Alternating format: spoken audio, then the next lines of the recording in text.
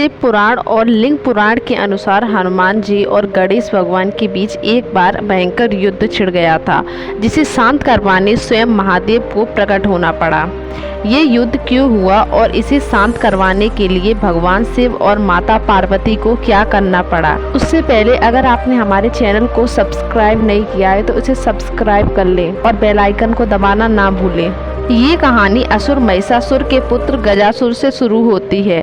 महिषासुर का वध माँ दुर्गा द्वारा हुआ था, लेकिन इनमें गणेश जी और हनुमान जी क्यों युद्ध करने लगे। पुराणों के अनुसार गजासुर नाम का एक असुर हुआ करता था, जो महिषासुर का पुत्र था। ये तो सब जानते हैं कि माता दुर्गा ने महिषासुर का वध किया था, लेकिन ये शायद आप नहीं जानते होंगे। जब महिषासुर का वध हुआ तब उसकी पत्नी गर्भवती थी और उसने अपने गर्भ से गजासुर नामक असुर को जन्म दिया था। गजासुर जब बड़ा हुआ तब उसने अपनी माता से पिता की मृत्यु के बारे में पूछा। गजासुर की माता ने बताया कि माता दुर्गा, जो पार्वती का रूप है, उन्होंने महिषासुर का वध कर तुम्हें अनाथ बनाया था। माता की ये बात सुनते ही गजासुर इस तरह क्रोधित हुआ कि उसने गुस्से में प्रतिज्ञा ले डाली कि जिस तरह उन्होंने मुझे अनाथ बनाया है, उसी तरह मैं भी उनके पुत्र गणेश का वध करे उन्हें भी यह दुख का एहसास करवाऊंगा। गजासुर ने कई युगों तक ब्रह्मदेव की तपस्या की, अमरता का वरदान पाने के लिए ब्रह्मदेव को प्रसन्न किया, लेकिन जब ब्रह्मा जी ने ये उसे वरदान देने से मना कर दिया, तब उसने कहा कि आप मुझे वरदान दें कि मेरा वध केवल उसी के हाथों से हो जिसने काम को जीत लिया हो।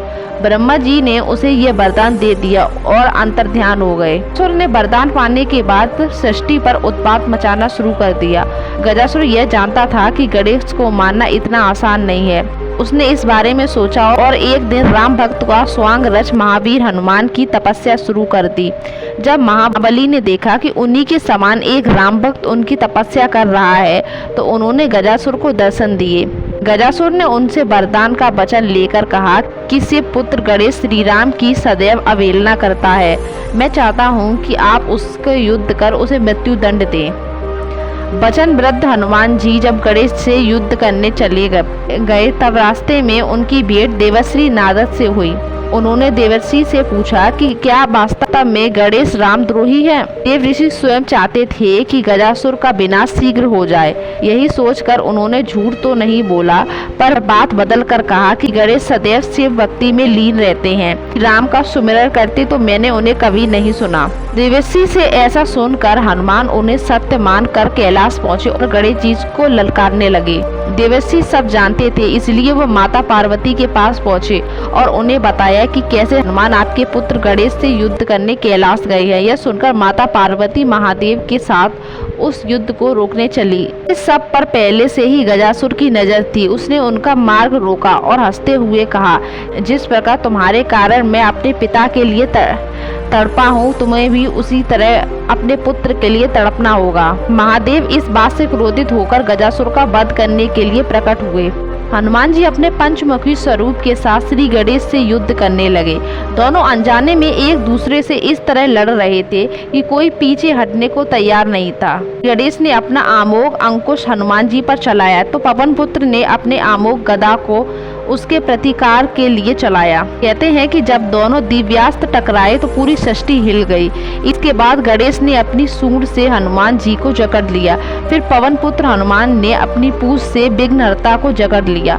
अब दोनों इस अवस्था में आ चुके थे कि कोई ना तो लड़ पा रहा था और ना ही कोई एक छूट पा रहा था। गजासुर को वरदान था कि जिसने काम को जीत लिया होगा वही उसका वध कर पाएगा। वो जानता नहीं था कि भगवान शिव ही ऐसे हैं जिन्होंने काम को जीता है। ऐसे में शिव के हाथों गजासुर का वध होना नियति ही थी। काल के वश में आकर जब गजासुर महादेव से टकराया तो उसकी सारी शक्तियां मानो समाप्त हो गईं। उस असुर का अंत समय निकट आया देख कर महादेव ने तत्क्षण अपने त्रिशूल से गजासुर का मस्तक काट दिया। इस प्रकार उस अन्यायी असुर का अंत हुआ।